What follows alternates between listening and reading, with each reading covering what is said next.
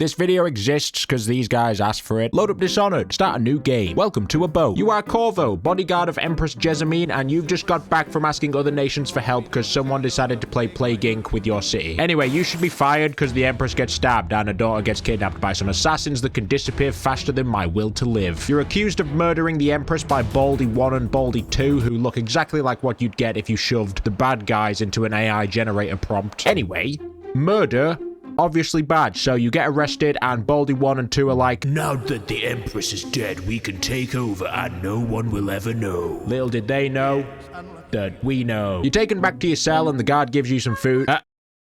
There's some weird food, this. Yeah, so there's a key to your cell and a note from a friend, which must be a trap because we all know you have no friends, telling you to escape to the sewers. Before we go any further, let me tell you how this is going to work. Dishonored has a chaos system. Basically, killing people equals high chaos and giving everyone a loving embrace until they stop moving equals low chaos. It's supposed to change the ending, but I've had shits that have more of an impact on the political state of the world. Between you and your escape is some prison guards, and unlucky for them, I hadn't figured out the chaos system yet. You quietly escape to the sewers and find some gear left by this apparent friend of yours, then meet up with a guy named Samuel. His character arc is he has boat. He takes you to the Hound Pits pub, home to a group of loyalists that know you've been framed. The people in charge are these two, Forehead and Smaller Forehead. You introduce yourself to some of the other loyalists, like Piero, who's the resident Dr. Doofenshmirtz. Now, I'm going to attempt to talk like Dr. Doofenshmirtz for this bit. I made a mask to hide your identity.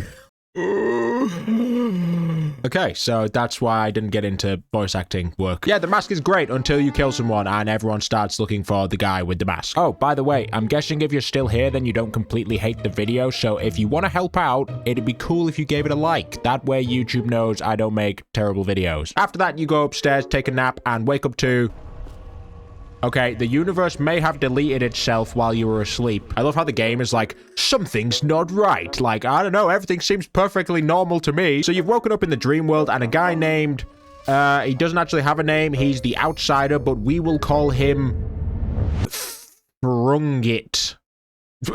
Yeah, Frungit deems you a worthy candidate for his tattoo that lets you super dash over the void and gives you a heart that beats faster the closer you are to his special runes. The runes are used to buy new powers, but the only one you'll ever use is the free wall hacks. Then you wake up for real, the world is no longer a bottomless void, and Smaller Forehead tells you to assassinate Baldy 2 and take his journal because it might have the location of Emily. So Samuel takes you to the city in his favorite transport where you're more wanted by the city guard than you've ever been by anyone in your life, and while you're hugging them into submission, come across a guy called Martin. He's apparently an overseer like Baldy 2, and if this is what they do to the important people, I'd hate to see what they're gonna do to you when they catch you. Smaller Forehead actually told you to free him, so you do that, then make your way to Baldy 2's place of residence. Although the job is to kill him, you're a pacifist assassin, which are two conflicting things, but that's what you are. So instead you knock him out and brand him as a heretic, because that gets him kicked out of the Overseers Club. Also on his body you found the journal, so you give it to Smaller Forehead and Martin, who find out that Emily was taken to the Golden Cat by Forehead's brothers. His brothers also hold parliamentary votes that will be given to Forehead should they mysteriously cease to exist. In other words, it's like two birds, one stone. Samuel once again drops you off at the city in his favorite transport, and you make your way to the Golden Cat. One thing I didn't mention is that the Golden Cat is a brothel, which, if I'm being honest,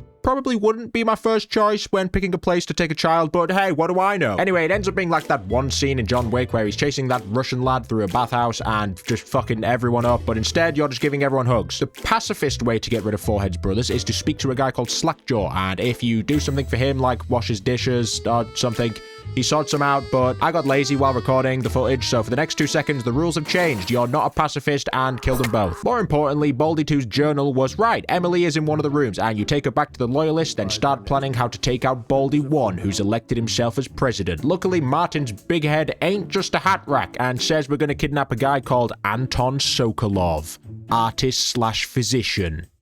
His profession isn't really relevant to the story. I don't know why I brought that up. So Samuel once again drops you off in his favorite transport, and after several minutes of affectionate strangulation, you find Sokolov and knock him out. The hard part is getting out the front door, because a masked man carrying the unconscious body of an important public figure is bound to raise suspicion, so his guards must also receive the affectionate strangulation treatment. You take him back home, and Smaller Forehead tries to get him to talk. Just tell us what we want to know. There's nothing you can do that will make me talk. I didn't want to have to do this.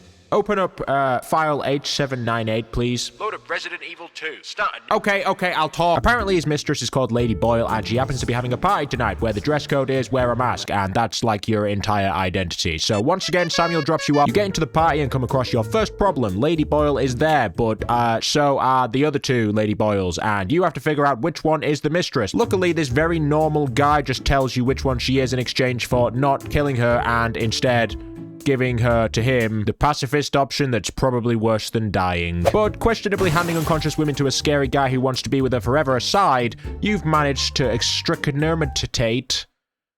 What? You've managed to extricate all of Baldy One's allies, which means he's the only one left. So one final time, Samuel drops you back at the place where this all started, only this time you're about as welcome as a fart in an elevator. So once again, you start hugging the guards until you find Baldy One holed up in his room, and like before, there's a pacifist way of dealing with him. You just need to play a secret recording of him admitting all his crimes, but I may have got slightly lazy again, so... Then you walk out like nothing ever happened. With Baldy One out the way, all that's left to do is crown Emily, and your name will be cleared. The loyalists poison the drinks and are going to throw you under the bus.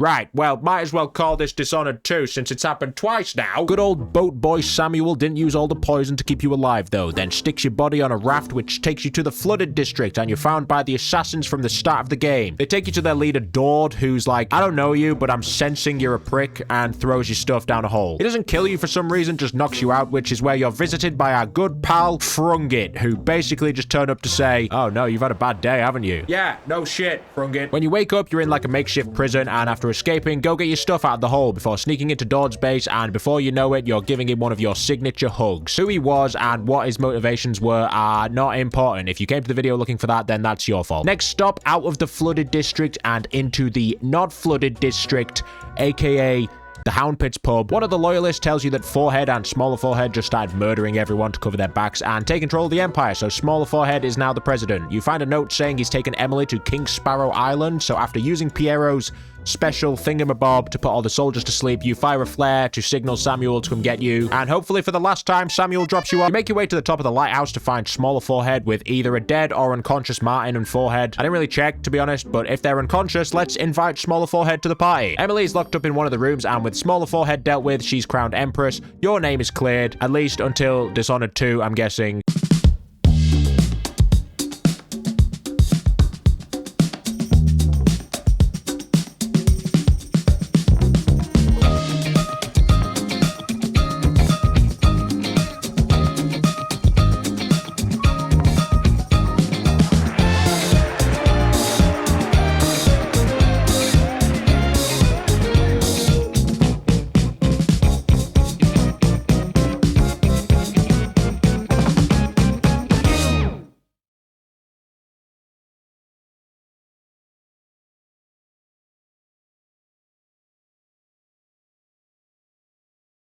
Hey, if you're still here, I'll let you in on a little secret.